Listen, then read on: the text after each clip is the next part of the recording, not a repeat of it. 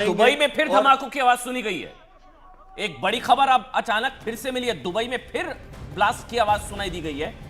जो हमारे सहयोगी हैं दुबई में वो हम तक ये जानकारी पहुंचा रहे हैं। फिर से धमाकों की आवाज सुनाई दी गई है और वहां पर सायरन भी, खतरे का सायरन बजने के बाद दुबई एयरपोर्ट के कर्मचारी पार्किंग लॉट के अंदर भागते हुए दिखे।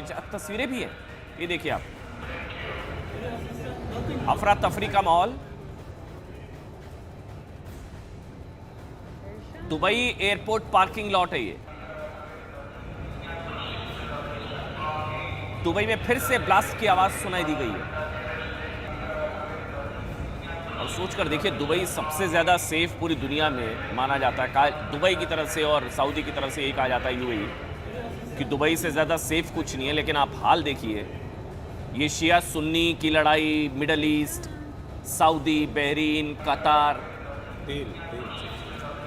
प्रेशर बढ़ सकता है। रिफत, इससे अमन मुझे लगता है कि प्रेशर बहुत बढ़ सकता है यूएस पे, क्योंकि अब एक बड़ा ट्रेड सेंटर बनता जा रहा है दुबई। और जिस तरीके से अभी कमांडोर साहब कह रहे थे कि अमेरिका को इन्होंने अपनी बेसिस दी, यानी अमेरिका को सपोर्ट किया, और अब अगर इन पे अटैक होता है तो उससे हो सकता है कि नेगोशिएटिंग टेबल पे बात आ जाएगी, टॉक्स पे बात आ सकती है। यानी प्रेशर इन्हीं चीज़ों से बढ़ सकता है। जिस तरीके से इन्होंने कहा कि उनके पास इंटरकॉन्टिनेंटल मिसाइल्स नहीं हो सकते हैं, बैलिस्टिक मिसाइल्स जो अमेरिका तक मार कर सकते हैं, लेकिन जो उनकी एयर बेसिस या ये मिलिट्री बेसिस मिडिल ईस्ट में अलग अलग जगहों पे हैं, उनको टारगेट किया जा रहा है, इसराइल को टारगेट किया जा रहा है। और अभी इनका कहना ये भी था कि जो उनका एयर डिफेंस सिस्टम है इसराइल का वो मजबूत है, लेकिन यहाँ पर जितनी भी एरियाज हैं खासतौर से मिडिल ईस्ट में, चाहे उसमें दुबई भी शामिल है, तो वहाँ पे अटैक करके प्रेशर बढ़ाने की कोशिश की जा सकती है।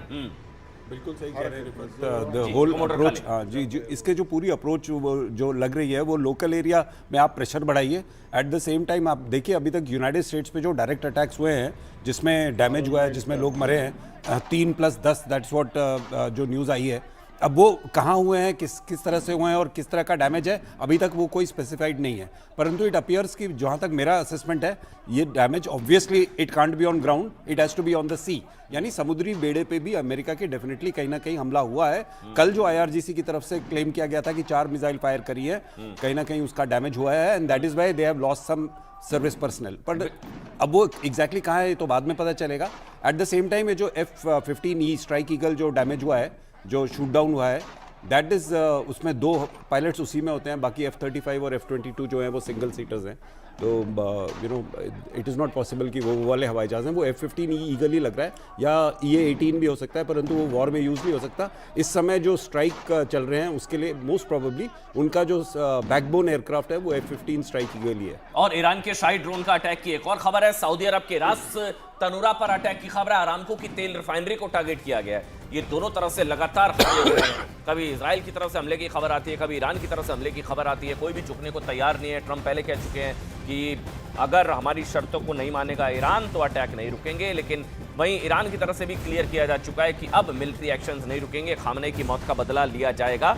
लेकिन क्या रिजीम चेंज जो होगा, सत्ता बदलेगी या ईरान बदला लेगा, ये लड़ाई का अंजाम क्या होगा? और दरअसल ये बार बार इसका जिक्र भी किया जा रहा था। शाहिद 136 ड्रोन का कहर जो है सऊदी अरब के रास तनूरा पर अटैक है। सऊदी पर बहुत अटैक्स हैं, लगातार अटैक